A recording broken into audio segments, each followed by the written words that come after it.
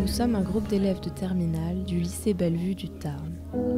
La Shoah, pour nous, c'est un événement proche car on le traite dans les programmes, mais aussi lointain, géographiquement. Nous n'avions pas l'impression que ce génocide s'était déroulé dans nos rues, dans nos villes. Pourtant, nous avons pu avoir accès à des archives qui nous ont montré comment la Shoah a été organisée par les autorités dans le Tarn et comment des jeunes filles, Dora et Zifra, ont été enfermées puis déportées vers Auschwitz lors des rafles de l'été 1942. Du coup, nous, on travaille sur la politique nationale de Vichy à partir des années 40 avec la collaboration de Pétain. À Paris, au Palais Berlitz, vient de s'ouvrir l'exposition Le Juif et la France. Au pied de la gigantesque statue La France nouvelle se dégageant de l'emprise juive, le capitaine Sézille prononce le discours d'inauguration. N'en déplaise à certains, les volontés antisémites du gouvernement français ne peuvent être niées sous le prétexte de la pression nazie. Et cela même si le gouvernement a tenu à couvrir ses arrières. Pendant les 3 premiers jours, 13 000 personnes ont visité cette remarquable exposition où se trouvent rassemblés les documents, les photographies démontrant le péril juif dans tous les domaines de l'activité nationale. On peut observer ceci à travers le comportement qu'a eu le Commissariat général à la question juive à l'égard des enfants juifs. En effet, à la suite de la rafle du Veldiv, la désapprobation de la population parisienne a été étouffée.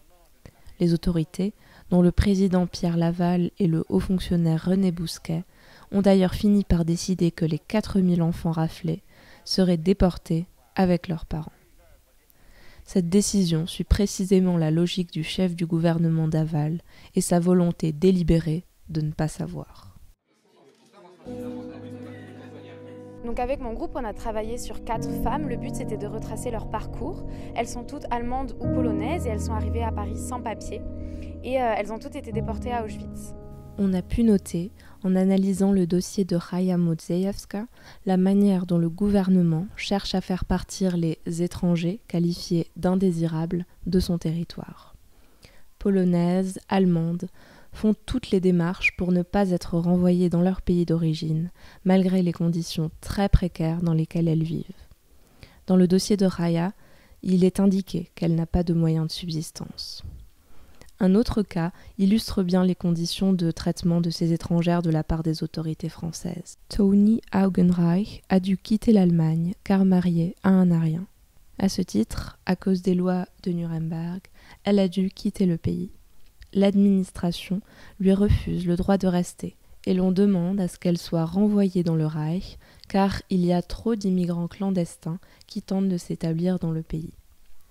Toni est enfermée et déportée en septembre 1942. La froideur de la machine administrative tranche avec le drame que les documents racontent. Ainsi, à partir de 1942, la lutte antisémite en France s'intensifie. La participation au génocide n'est alors plus orchestrée par des services spécialisés antisémites, mais par le gouvernement lui-même. Les dirigeants français ont non seulement obéi aux nazis, mais ont aussi fait en sorte d'aggraver la situation. C'est ainsi que Vichy, pour se donner bonne conscience et se couvrir face à l'indignation potentielle d'une partie de la population, affirme privilégier la déportation de juifs étrangers afin de protéger ses nationaux. Néanmoins, la question qui demeure est la suivante. Que savaient les dirigeants de Vichy ?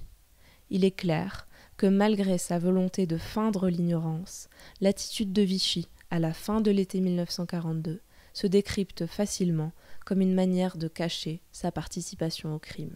Mais comment cette politique nationale s'est-elle déclinée à l'échelle locale ?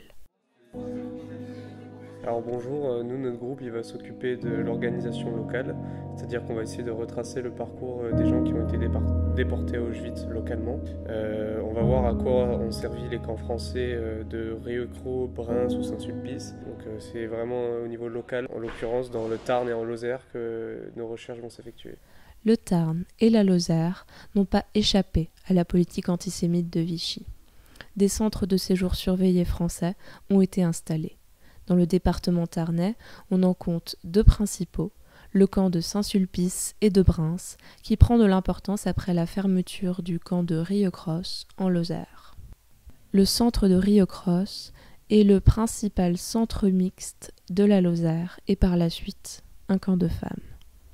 En 1942, il a fermé après que les internés et leurs enfants ont rejoint le centre de Bryns. La population du camp de Bryns était essentiellement constituée de femmes. Il fut actif jusqu'en 1944, date où ces détenus furent déportés au camp de Gurs. En outre, certains internés ont été transférés au camp de Saint-Sulpice en 1942. Il s'est internationalisé. En effet, les détenus de Saint-Sulpice ont été déportés à Drancy, puis selon l'euphémisme de Vichy menés hors de la France, notamment à Auschwitz. Des détenus de justice et des membres des brigades internationales ont été internés dans de nombreux camps, mais d'autres populations ont connu l'enfermement, telles que des communistes, des prostituées, des Aryens déchus, des Juifs, des espions soupçonnés ou des individus considérés comme dangereux d'un point de vue national. Le Tarn n'a pas été non plus épargné par les rafles. En effet, durant l'été 42, les Juifs, les communistes et les militants ont été persécutés par les forces de l'ordre. Dans le département tarnais, les rafles ont été organisées par l'inspecteur aux renseignements généraux et directeur du camp de Bryns, Pierre Claquin, chargé de rassembler les enfants juifs pour les transporter du camp de Bryns à Saint-Sulpice. Le 28 août 1942, 7 enfants furent déportés au camp de Saint-Sulpice sous ses ordres. Isaac, Henri, Arnould, Eva, Hilda, Michel et un inconnu.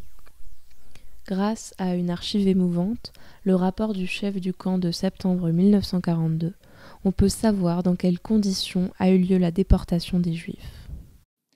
Les événements du 26 août, c'est-à-dire l'acheminement des Israélites sur le camp de Saint-Sulpice en vue de leur transfert hors de France, a provoqué une certaine effervescence dans les différents milieux du camp. Certaines politiques françaises ont trouvé là les éléments d'une attitude encore plus hostile qu'à l'ordinaire envers le gouvernement et les services qui ont exécuté les ordres. Une courte émotion a accompagné cette opération. Les Françaises ont poussé quelques cris pour faire croire à l'extérieur que les Israélites étaient brutalisés. Elles ont entonné la Marseillaise, répétée par les partantes au nombre de 31. Celles-ci, à part 4 d'entre elles, internées politiques, eurent une attitude digne jusqu'au départ en camion qui s'effectua au chant de la Marseillaise, entonnée par des voix brisées par des sanglots. Les sœurs Liebeskind. Zifra, née en 1924, et Dora, née en 1926, sont 2 sœurs polonaises de confession juive résidant en Belgique. Elles et leur famille sont installées à Bruxelles. Les enfants vont à l'école. Lola a une écriture de perles. Ils quittent Bruxelles à l'entrée des troupes allemandes. Les sœurs Liebeskind et leur mère rentrent volontairement dans le centre d'accueil du Récébédou dans l'espoir d'y être protégées. Elles sont par la suite contraintes d'entrer dans le camp de Rivesaltes, d'où elles vont s'évader 2 fois. Hélas, elles sont rapidement retrouvées par la police et reconduites vers le camp.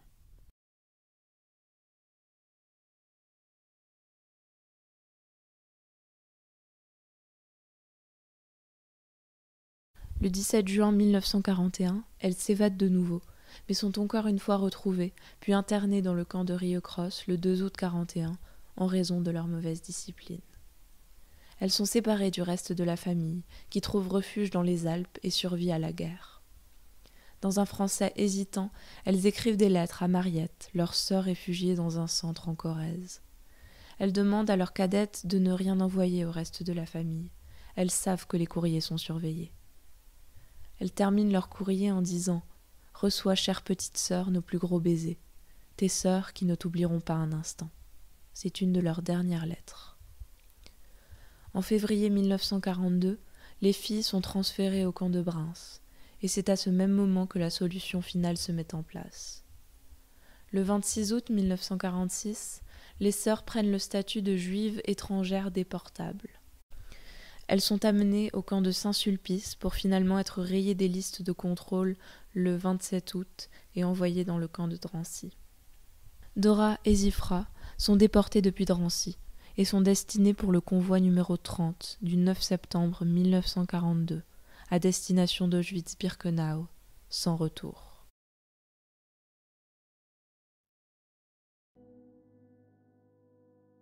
Lorsque les déportés arrivent à Auschwitz, la plupart ne passent pas dans le camp. S'ils arrivent en 1942 comme Chaya, comme Tony, comme Lola, comme Zifra, à bord du convoi 37, leur première étape est la Judenramp, où se déroule la sélection. Parfois, au besoin, les nazis trient les déportés pour savoir lesquels seront utilisés pour travailler à l'intérieur du camp. Ceux qui ne sont pas sélectionnés devront parcourir 2,5 km à pied, ou pour les plus faibles dans un faux camion de la Croix-Rouge. Après ce chemin semé d'incertitudes, les victimes se déshabillent puis rentrent dans ce qu'elles pensent être des douches, au vu des panneaux affichés par les nazis. Étant en réalité des chambres à gaz, elles meurent, asphyxiées. Pour ce questionnaire, nous sommes concentrés sur l'aspect mémoriel et émotionnel, car en effet, la visite d'un tel lieu chargé d'histoire ne laisse pas indifférent. Nous avons interrogé les élèves sur leurs impressions et leurs ressentis sur la visite du lieu avant, pendant et après la visite, afin de savoir si leur vision de la Shoah et du monde avait pu changer. Alors pour moi, c'était le crématorium à la fin, en fait. L'ambiance était très particulière et moi j'ai pris le temps de vraiment bien rester dans le lieu et je me suis un petit peu imprégné d'émotions, j'ai l'impression. La minute de silence c'était le plus touchant, parce que c'est la première fois depuis le début du voyage qu'on ne parlait pas, que personne ne parlait, qu'on n'avait pas l'écouteur avec la guide qui nous bombardait d'informations, où on devait marcher, etc. On était juste nous avec nous, après avoir vu à Auschwitz 2, je crois, enfin, les camps de concentration, les baraquements. Donc ça c'était la partie la plus intime, on va dire. De me sentir moins mal, parce que peut-être que si j'allais visiter seul, ça aurait été encore plus dur. Mais après, j'étais pas non plus dans un esprit de groupe, c'est-à-dire que j'étais pas en train de taper plein de discutes et tout, parce que au vu du lieu, je me tenais aussi à distance, par respect, quoi. Nous étions en groupe, donc on n'avait pas vraiment la possibilité de se concentrer sur nous-mêmes et être seul. Donc c'est quand j'étais tout seul, le soir arrivé, avec qui je discutais et j'échangeais avec ma mère le séjour, que là je prenais conscience de ce que j'avais visité, que c'était quelque chose de lourd et que c'était dramatique. Après le voyage, c'était totalement différent, c'était une autre approche. Tout le monde vous demande comment c'était, qu'est-ce qui s'est passé. Et il y a vraiment une espèce de devoir de bien le raconter, de bien exprimer toutes les émotions qu'on a ressenties, nos réactions, nos ressentiments. Après le voyage, donc, je me souviens que la première personne à qui j'en ai parlé, c'est ma mère quand elle m'a récupéré après le voyage. Et j'avais besoin de parler parce que je me sentais un peu particulier, un petit peu changé quelque part. Et quand je me suis retrouvé avec ma mère, j'avais besoin de vraiment d'en parler. Donc on en a parlé longuement de ce que j'avais vu, etc. Et je me sentais pas bouleversé, mais marqué en tout cas.